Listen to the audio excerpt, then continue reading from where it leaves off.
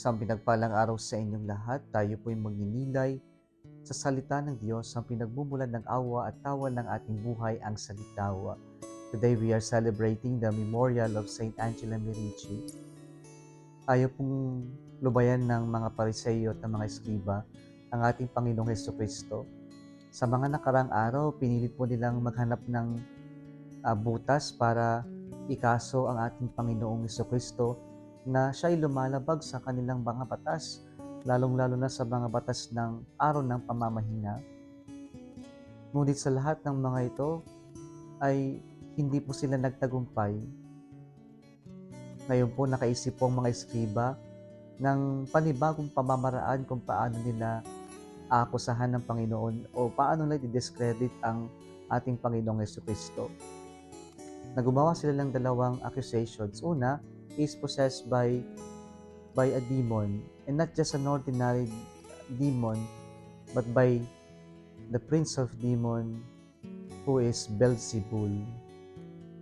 Pangalawang accusation nila ay yung nagpapalayas siya, he drives out demons or evil spirits by the power of Beelzebul.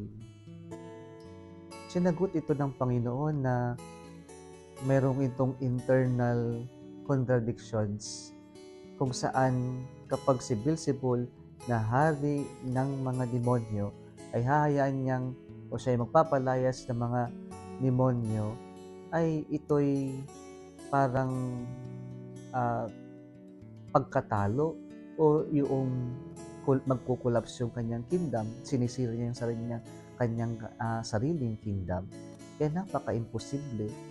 Pangalawa, sabi ng Panginoon ay yung isang bahay ay mapapasukan lamang kung yung strong person ay matatalo o gagapusin. At sinasabi dito, hindi mapapasukan sapagkat malakas yung nagbabantay. Kaya pinupunto ng Panginoon na mas malakas siya kaysa sa demonyo, kaysa sa mga evil spirits. And so Jesus took this opportunity to teach the people about the sin against the Holy Spirit, kung saan sabi ng Panginoon, ang lahat ng kasalanan ay mapapatawad pero lamang sa kasalanan laban sa banal na Espiritu. Bakit po ito? Ang pinupunto ng Panginoon ay lahat ng kasalanan, gaano man ito kagrabe at karami, ay mapapatawad kung tatanggapin at ating aaminin na nangangailangan tayo ng tulong ng Diyos. Parang lang po itong pagpunta sa doktor. Kapag pumupunta tayo sa doktor, ay aaminin natin o sasabihin natin kapag tinanong tayo kung nasaan yung pinanggagalingan ng sakit o kung saan yung nararamdaman nating sakit. At doon mag-uumpisa yung diagnosis ng doktor sa pag-amin natin at pagsabi natin kung saan yung sakit na nararamdaman natin. Subalit hindi tayo matutulungan ng doktor kapag po hindi natin sasabihin o hindi man lang natin maamin na meron tayong nararamdamang hindi maganda. Ganoon din po sa ating kaluluwa.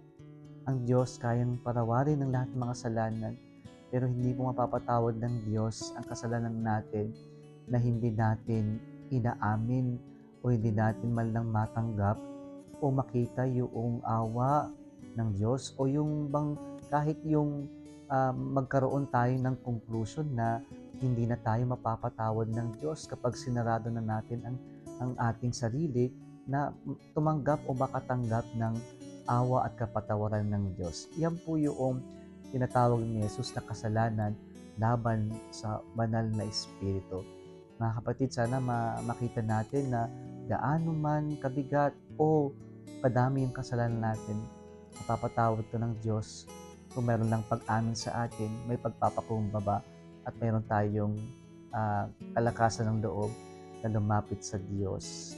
Kung nagustuhan mo ang video na ito, huwag kalimutang mag-like, i-share at mag-subscribe sa Salitawa Facebook page at YouTube channel. Muli isang pinagpalang araw sa inyong lahat.